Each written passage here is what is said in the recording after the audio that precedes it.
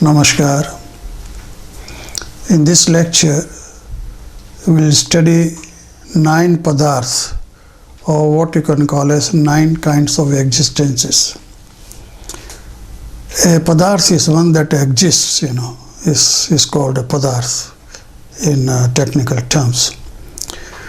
There are 9 padarthas, and they are Jeev, Ajeev, Punya, Pap, Ashra, Samvar, Nirjara, Bandh and Moksha.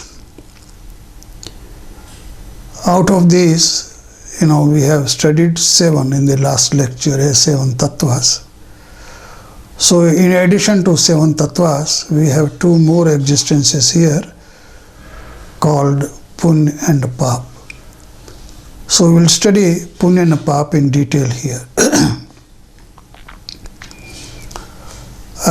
What is Punya? These 2 terms are frequently used in Indian tradition, Punya and Pap. What is Punya and what is Pap? If you define Punya, then you see a Punya is something, which is your action or your thought that brings wellness to you as well as to others. Means, Punya is that kind of thought or activity which is good for you as well as good for the society. So this is a very general kind of definition which is given for Punya and Pap. There may be, long discussions on this aspect in different literature. For us, a simple definition will suffice. And opposite of this, the thoughts and activities which are not good for you, neither good for the society, is Pap, just opposite of Punya. Punya is the result of your auspicious thoughts and deeds, the good acts and good thoughts. While Pap is the result of inauspicious thoughts and activities. So if you do something bad in the sense that it's not good for you and not good for the society, then that kind of thing is Pap. And both of these Punya and Pap exist in the form of karma. So you know that your activities, either mental, verbal or physical, attracts karman vargana and bond karma to the karman body. So whether it is a Punya or Pap, both are bound as karma. So both exist as karma. But this is how the existence is justified, that they exist as karma. And the result of these karma we experience. And if it is a Punya karma, its result will be in terms of happiness and pleasure. And if it is a Pap karma, then its result will be in the form of pain, misery and unhappiness.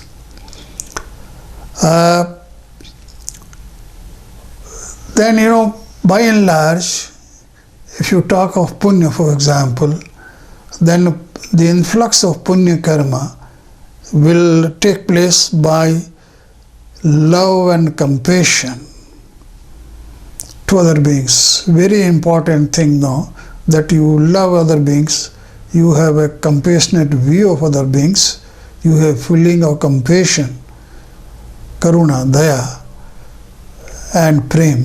So these feelings gives rise to Punya karma.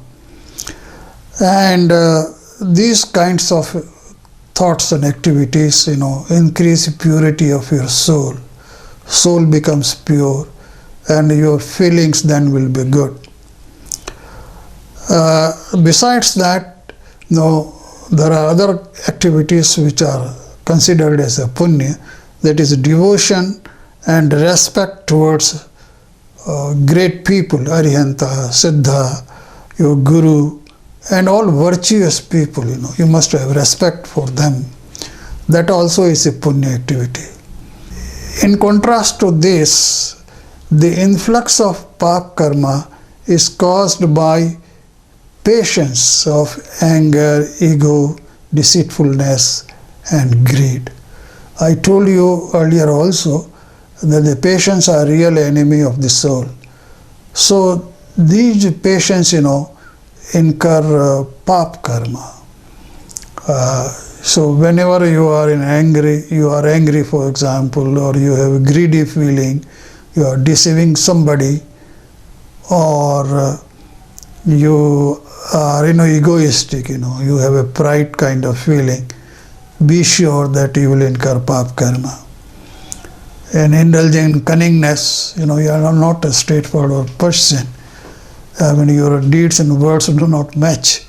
So that kind of thing. And then speaking ill of others, you always try to scandalize other people and so on. So that is a pap kind of feeling and will attract a pap karma. I told you the punya purifies the soul and it's helpful in spiritual progress. That's very important. We all want to have a spiritual progress so that our soul becomes pure. We have then great many intuition power and many other advantages of purity of soul. So, but for that you must have you must do good acts, and must have good thoughts. You must do punya karma, and that kind of punya karma helps you in having a right kind of faith, so that you are not misguided. You have a right faith to proceed with, and then it enables you to have a self-restraint, so that you are able to exercise control on your senses, and then it develops your inner power. As I told you that many times you have intuitional power, and you get right answers to many of your thoughts, many of your pending questions, and it also enables you to follow religion. Otherwise, many people do not have faith in religion, but if you have a punya karma behind you, you automatically will develop faith in religion, and your behavior will be ethical. Practices like 5 vows. I talked about 5 vows in the very first lecture, Anuvrat. So if you follow Anuvrat, or if you practice Anuvrat, you will most probably bind punya karma. Then austerities, austere life, a very simple life. The phrase that, simple living, high thinking, in that situation you will bind punya karma. Then all religious activities, you are a very religious person, you always worship, either in temple or at home, and do meditation, yoga, and so on. That will lead you to auspicious thoughts. Your thoughts will become pure, what was known as a bhav punya. And your auspicious deed, it will give rise to, you will now indulge in good activities, or your acts will be good. So that is the effect of punya. And otherwise, if you have, vice versa also, if you have these kinds of activities, you will incur punya karma. Especially there are 9 kinds of punya which are defined, and you can appreciate this yourself. Giving food to hungry is a good punya deed, Giving water to thirsty, shelter to destitute, bedding and to poor, clothes to poor, garments to poor, entertaining good thoughts. You always, have a good thoughts, positive thinking. Speaking sweet words, you don't hurt anybody by your speech. And physical service, rendering service to needy people. Salutation to virtuous people, You must have respect people who are virtuous, and you must have a respectful behavior, a respectful attitude towards them, and give them proper attention and proper devotion, So that is that these are all punya activities. Giving books and educational material to students, that's also a punya deed. So you should help people, particularly poor students, provide them with books and other writing material, or help them in any other ways, giving them scholarship and so on. Then medicines to sick and protection to helpless. Means you provide health services to needy people. There are many people who build hospitals and other medical facilities they provide to needy people. It's a big punya deed, or punya act. And protection to helpless, So if you call them Gyandan, Gyandan means helping students and people who want to read. Then you what you call as a Oshadadan, you provide medicines to people who need. And Abhayadan, you provide protection, you give protection to people who need that kind of help. They are all punya deeds, And these things are very well embedded in our Indian tradition, But they are specifically emphasized here in Jain tradition, So you will find many Jains doing these kinds of activities, either singly or through organizations. They have many charity organizations, and they try to help people either in a normal life or in case of any natural calamity, like earthquakes or floods or droughts and so on. Then people come forward and help people. It's a good idea and a good thing to do. The fruits of punya karma, you can experience either in this life or in the next life, You always, you don't consider yourself to be, you don't be a person who believes only in one life, That's not the right kind of thinking. You are on a time journey. So you are going to have definitely next birth and another birth and so on till your soul is liberated. So always think in terms of lives, not one life, single life. So the punya karma which you are doing now may or may not give you results in this life, but you are sure to get in next life or the next life and so on.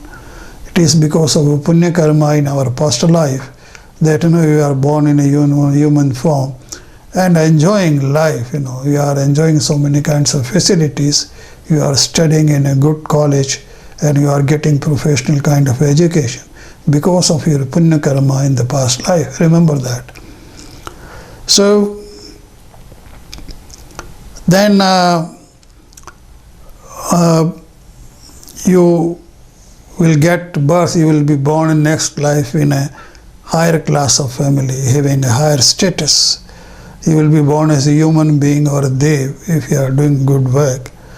And you will have freedom from wants. In the next life, probably you will be a person, if you are doing punya here, who is free, is not worried about wants, is not worried about his expectations, or is not worried about, gathering or accumulating wealth, No, then he will have a good life. The possession of all kinds of wealth. Maybe that, you become a rich man or you become a powerful man. That is also punya. So, for example, many of the political leaders, you find that, they may not be good in this life, but they definitely did punya in the last life, so therefore are enjoying power. Then you will have a good body, a beautiful body, handsome personality, impressive personality, freedom from disease. You will have a healthy life and a healthy body, and birth that ensures spiritual progress. And maybe that you have a tendency and you have a desire to progress spiritually. If you have that kind of desire, there's nothing like it. Then we shall talk about pap. What is the pap activity? What is that activity which attracts bad karma or pap karma? This is very interesting. You will go through this list. Activity of one's interest in unethical way. You want to behave in an unethical way. You want to go against the established norms of ethics. That is pap. Or you want to go against the government rules or government regulations, or you want to violate these things. That's a pap activity. You must follow government rules. You must follow social rules, and you must follow your own personal ethical rules. Activity of no personal interest in unethical way. So you are not interested in ethical kind of activities. You always go for unethical way of doing things. Activity of slaying, killing somebody or hurting somebody, or maybe damaging physically other people or even animals. It's one and the same thing. Whether you are slaying a human being or slaying an animal, that is all pap activity. So don't think that it is only limited to human beings. To any being for that matter.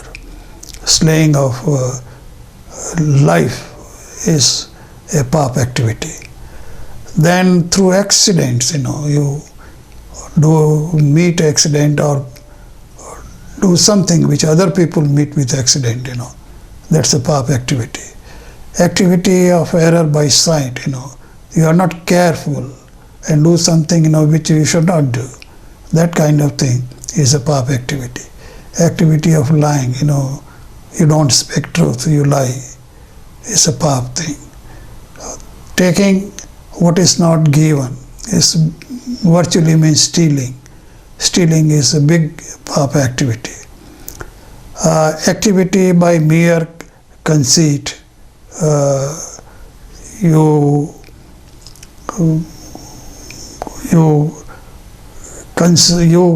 deceive somebody, let's say for example. It's not good.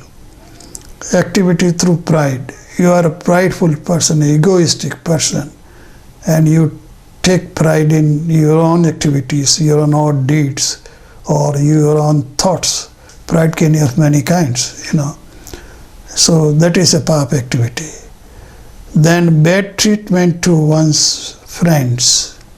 You should treat your friends in a nice manner, in a good manner, in a respectable way, and give them all respect they deserve. Even if they are your friend, you must address them respectfully, and you must behave them in a very ethical way. So if you are doing something bad with your friends, treat them in a very bad manner, you are incurring pap activity. Activity through deceit, I told you. Activity through greed. This is very damaging thing. Greed is very damaging to a person. If you are a greedy person, you probably indulge in many bad activities, unwanted activities and so on, because you want to get something by hook and crook. So greed is a very bad habit. One must never have such a thing. Actions referring to religious life, if you follow religious life, is very good.